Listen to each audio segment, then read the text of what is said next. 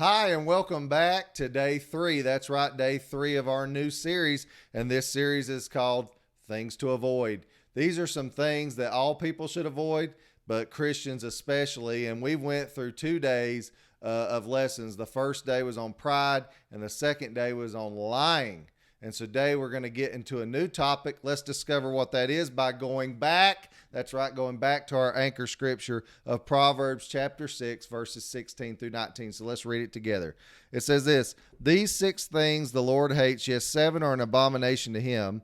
A proud look," we talked about that. "A lying tongue," we talked about that.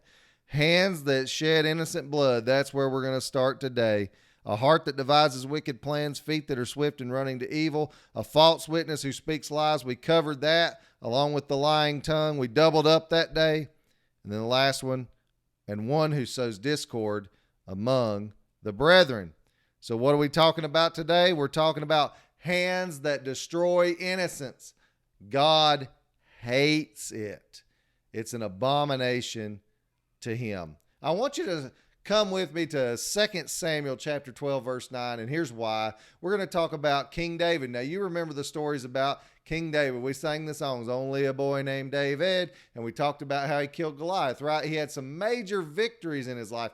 God says that David was a man after his own heart. David loved God, and we can't ever forget that, but David was a man, just like I'm a man, just like you're a human being, and human beings, guess what? We're born into sin. It's a sin nature that we've got to put off. And David had a big gap area in his life, and let's look at what it was. He had a friend who was a soldier for him named Uriah. And Uriah had a very beautiful wife named Bathsheba. And David set up and orchestrated this scenario to where he could sleep with Bathsheba. Well, guess what? She got pregnant. So Uriah, her husband, was gone to war. He was going to know that that was not his baby. So David devised a scheme to have him killed in battle so that he could take Bathsheba as a wife. This is where we're picking up in the story when the prophet comes to visit him.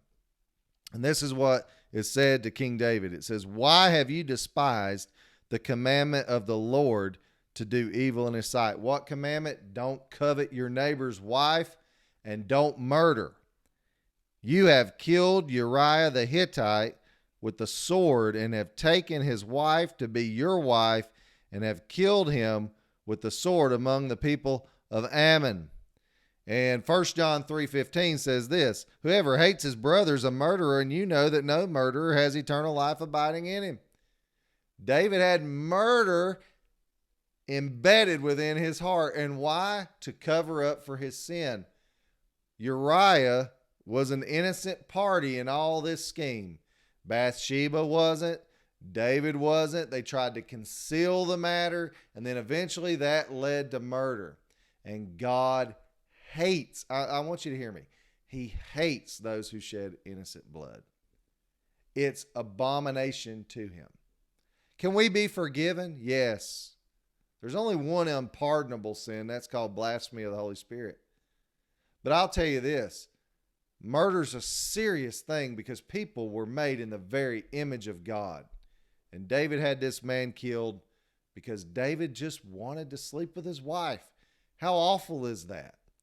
Well, I'll tell you something that's even, it's a modern day example of this in a different way. How many times do you see a young lady get pregnant? She's embarrassed about the fact that she's pregnant and she's not married. She wants to cover up that sin. So with modern technology, guess what we do? We have an abortion. That is destroying innocent life. That's shedding innocent blood. And there will be a price to be paid on Judgment Day for that. And I want to tell you right now, if you've ever been a person who's shed innocent blood, lay that down at the altar of Christ. Ask for forgiveness of it. Repent from it and turn from that. God can forgive you. But moving forward, we all should not let our eyes get too big for our appetite like David did there. He let his sexual appetite lead him into a path of destruction. And it cost a friend of his, Uriah, one of his most loyal soldiers, his life. And it led to some dire consequences for David and his family. I hope you've enjoyed this message today. Don't be a person that sheds innocent blood. Be a person that takes up for the lives of those who can't take up for themselves. That's the end of day 3.